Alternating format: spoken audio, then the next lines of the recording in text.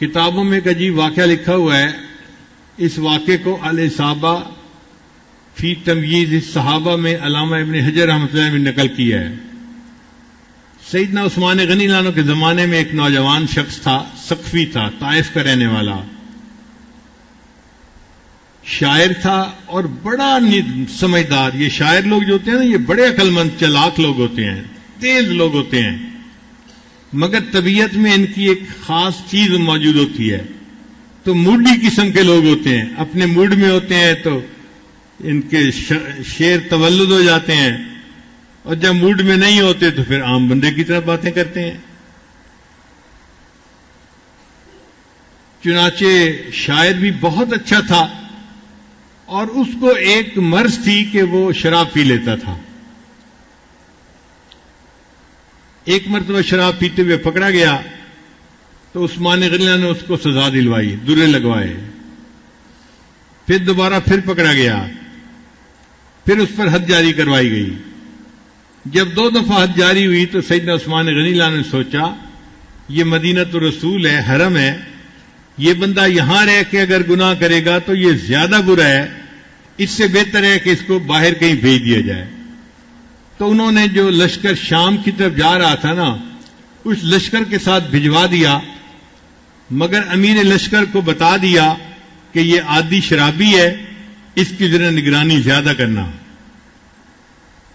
اب جو امیر لشکر تھے وہ تھے سعد ابن ابی وقاص رضی اللہ تعالیٰ عنہ، اور یہ لشکر قادسیہ کی طرف جا رہا تھا. سعد ابن ابی وقاص نے اس کی نگرانی کی. وہ شام میں بھی شراب پیتا ہوا پکڑا گیا تو سعد ابن ابی وقاص نے تیسری مرتبہ حد لگوائی اور فیصلہ کیا کہ اب اس کو کھلا رہنا ٹھیک نہیں، اس کو جیل میں ڈالنا چاہیے. چنانچہ سعد ابن ابی وقاص نے اپنے خیمے کے ساتھ ایک خیمہ تھا، اس کو جیل کا کمرہ بنا دیا اور اس کو وہاں لاک کر دیا. پاؤں میں بیڑیاں پڑی ہوئی ہیں، ہاتھ میں ہتھکڑیاں پڑی ہوئی ہیں، اور یہ نوجوان وہاں بند ہے. اور اس کی نگرانی سعد ابن ابی وقاص خود کر رہے تھے کہ قیدی کہیں بھاگ نہ جائے.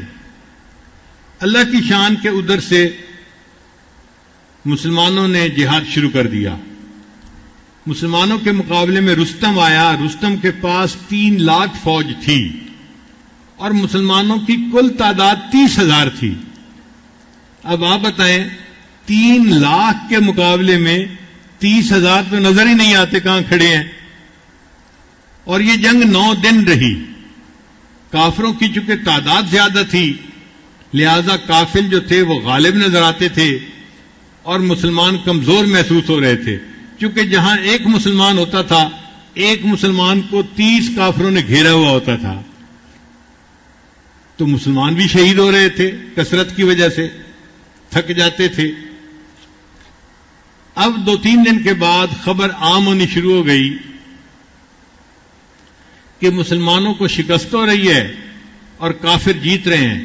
اور ویسے بھی رستم کا دبدبہ تھا، وہ بڑا بہادر مانا جاتا تھا، تو لوگ سمجھتے تھے کہ رستم کی وجہ سے اس کی فوج بڑے جوش و خروش میں تھی اور لڑ رہی تھی. اب جب مسلمان کمزور تھے اور شکست کھا رہے تھے تو ہمتیں پست ہو رہی تھیں. تو یہ خبر بالآخر عورتوں تک بھی پہنچی، خیمے تک بھی پہنچی. تو وہ جو قیدی تھا نا، ابو محجن ثقفی اس کا نام تھا، اس نے بچوں کی طرح اونچا اونچا رونا شروع کر دیا، جیسے کوئی بچہ رو رہا ہوتا ہے اس طرح اونچا اونچا. اب ایک نوجوان آدمی ہے اور وہ بچوں کی طرح رو رہا ہے، چیخ رہا ہے، چلا رہا ہے. تو سعد ابن ابی وقاص عنہ کی جو بیوی تھی ان کا نام تھا سلمہ، صحابیہ تھی رضی اللہ تعالی عنہا. وہ حیران ہوئی کہ بچوں کی طرح کون رو رہا ہے. انہیں بتایا گیا جی کہ آپ کے ساتھ والے خیمے میں جو قیدی تھا وہ رو رہا ہے. انہوں نے بندے کو بھیجا کہ بھئی جاؤ دیکھو وہ کیوں رو رہا ہے. بندے نے آ کے بتایا کہ جی وہ بندہ اس لیے رو رہا ہے کہ اس نے خبر سنی ہے مسلمانوں کو شکست ہو رہی ہے اور اس سے یہ بات برداشت نہیں ہو رہی. اور وہ رو رہا ہے کہ میری جوانی کا کیا فائدہ، یہ اتنا تندرست جسم جو مجھے دیا ہے اللہ نے، اس جسم کا کیا فائدہ کہ میرے جیتے جی مسلمانوں کو شکست ہو جائے، کاش میں آزاد ہوتا، یہ بیڑیاں کھل جاتی، یہ ہتکڑیاں کھل جاتی، تو آج میں مسلمانوں کے ساتھ مل کے جہاد کرتا اور اسلام کی تقویت کا سبب بنتا۔ اب جو اسلام کے ساتھ محبت تھی وہ اس کے اوپر غالب آ گئی تھی، اس شرابی کے اوپر۔ جب سلمہ رضی اللہ تعالیٰ عنہ نے یہ بات سنی تو انہوں نے پھر ابو محجن سقفی سے خود بات کی کہ بھئی تو شرابی آدمی ہے اور تو اتنا اظہار کر رہا ہے کہ اللہ اور اس کے رسول سے محبت ہے اور میں اس لیے رو رہا ہوں۔ اس نے کہا جی کہ میں شرابی ضرور ہوں، میری عادت ہے، میں پی جاتا ہوں، لیکن میرے دل میں اللہ اور اس کے رسول کی محبت ہے اور میں بالکل صحیح کہہ رہا ہوں۔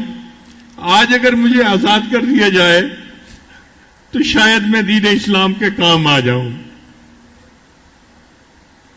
سلمہ نے پوچھا اس کا کیا حل ہے؟ اس نے کہا جی اس کا حل یہ ہے کہ آپ میرے اوپر اعتماد کریں اور مجھے آزاد کر دیں،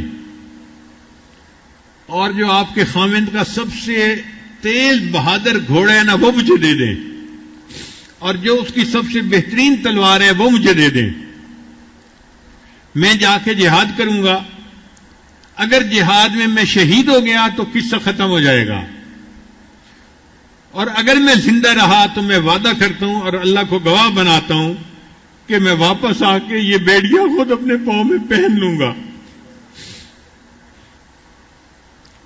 لو جی، صحابیہ نے ان کو کھول دیا اور وہ گھوڑے پہ سوار ہوئے، کل اسد، جیسے کوئی شیر بیٹھتا ہے نا اس طرح وہ گھوڑے پہ سوار ہوئے، اور انہوں نے ہاتھ میں تلوار لی اور اپنے آپ کو خوب لپیٹ لیا کہ ان کا چہرہ بھی کوئی نہ دیکھ سکے، پہچان بھی کوئی نہ سکے۔ یہ گھوڑا ایسا تھا کہ اس کے اوپر عام آدمی نہیں بیٹھ سکتا تھا، بہت جری گھوڑا تھا، بہادر گھوڑا تھا، اور بڑا کوئی مشق والا انسان اس کے اوپر سواری کر سکتا تھا۔ اس نے اس گھوڑے کو بھگایا اور مسلمانوں کے لشکر میں جا پہنچا۔ پھر جہاں پر سب سے زیادہ گمسان کی لڑائی ہو رہی تھی نا، مسلمان نرغے میں تھے، وہ وہاں گیا اور اس نے جا کے اللہ اکبر کا نعرہ لگایا اور تلوار چلانی شروع کی۔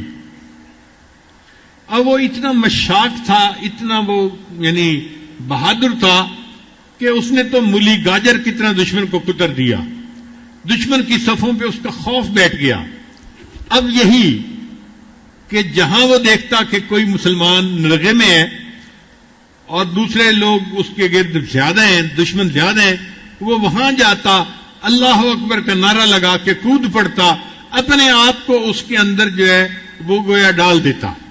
مگر اتنا وہ تلوار باز تھا کہ اس کی تلوار سے دشمن قتل ہوتے اور دشمن بھاگ کھڑے ہوتے، حتیٰ کہ رستم تک کے دل میں اس کا رعب بیٹھ گیا۔ اب جب اس کا رعب بیٹھ گیا تو کافروں نے پست ہونا شروع کر دیا اور مسلمانوں کا جوش خروش اور بڑھ گیا۔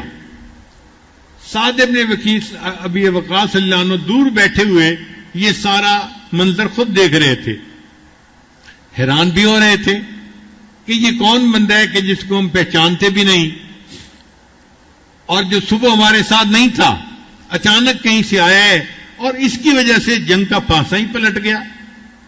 اللہ نے کیا کہ شام کو اللہ نے مسلمانوں کو فتح عطا فرما دی، قادسیہ فتح ہو گیا۔ اب سعد بن وقاص نے سوچا کہ میں اس مجاہد کو دیکھوں کہ جو فلاں گھوڑے کے اوپر سوار تھا، وہ مجاہد ملتا ہی کہیں نہیں تھا۔ ادھر سے پوچھا ادھر سے پوچھا، کوئی نہیں ملا۔ اب سعد ابن وقاص صلی اللہ عنہ خوش بھی تھے حیران بھی تھے۔ خوش اس پہ تھے کہ اللہ نے مسلمانوں کو فتح عطا فرما دی، اللہ نے اسلام کو غالب فرما دیا۔ حیران اس بات پہ تھے کہ وہ مجاہد کہاں گم ہو گیا، کیا آسمان پہ اٹھ گیا یا زمین اس کو نگل گئی یا کہیں چلا گیا۔ خیر اپنے خیمے میں واپس آئے اور اپنی بیوی کو بتایا اللہ نے مسلمانوں کو فتح عطا فرما دی، لیکن مجھے لگتا ہے کہ آج کوئی اللہ تعالیٰ کی خاص مدد ہوئی ہے. بیوی نے پوچھا وہ کیسے؟ انہوں نے کہا کہ ایک لگتا ہے کوئی فرشتہ اللہ نے بھیجا تھا، اس کو ہم پہچانتے نہیں تھے، اور اس نے تو سواری کی ہوئی تھی میرے گھوڑے کے اوپر، اور ایسے لگتا تھا کہ میری تلوار اس کے ہاتھ میں ہے، اور وہ اتنا بے جگری سے لڑ رہا تھا. اس ایک بندے کی وجہ سے اللہ نے اسلام کو فتح عطا فرما دی. جب انہوں نے یہ واقعہ سنایا تو پھر بیوی نے انہیں بتایا کہ جی وہ فرشتہ نہیں تھا، وہ قیدی تھا جو ہمارے ساتھ والے خیمے میں قیدی ہے. سعد بن وقاص بڑے حیران ہوئے. ساتھ والے خیمے میں آ کے دیکھا تو وہ نوجوان بیٹھا ہوا ہے، اسی طرح ہتھکڑیاں پہنی ہوئی ہیں اور پاؤں میں بیڑیاں پہنی ہوئی ہیں. تو سعد بن وقاص نے اس سے پوچھا کہ کیا تم نے آج یہ سارا جو ہے نا وہ جنگ کا معاملہ کیا؟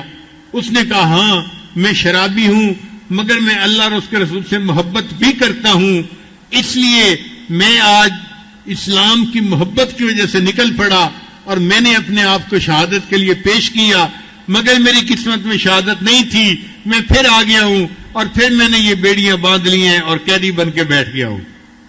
سعد بن وقاص نے فرمایا کہ میں اپنے ہاتھ سے تمہاری ہتھکڑیاں کھولتا ہوں، اور آج کے بعد اگر تو شراب پیے گا بھی صحیح تو میں تمہارے اوپر حد نہیں جاری کروں گا. تمہارے دل میں اگر اللہ کی محبت اتنی ہے تو میں تمہارے اوپر حد نہیں جاری کروں گا. جب انہوں نے یہ الفاظ کہے، ان الفاظ کو سننا تھا، اس قیدی کے دل پہ اثر ہوا. اس نے قسم اٹھا کر کہا میں اللہ کو گواہ بنا کے قسم اٹھاتا ہوں آج کے بعد میں شراب نہیں پیوں گا. توبہ کا یہ وقت تھا جو اللہ نے متعین کیا ہوا تھا. اس نے توبہ کر کے ثابت کر دیا کہ جب اللہ چاہتے ہیں اللہ انسان کو گناہ سے توبہ کی توفیق عطا فرما دیتے ہیں.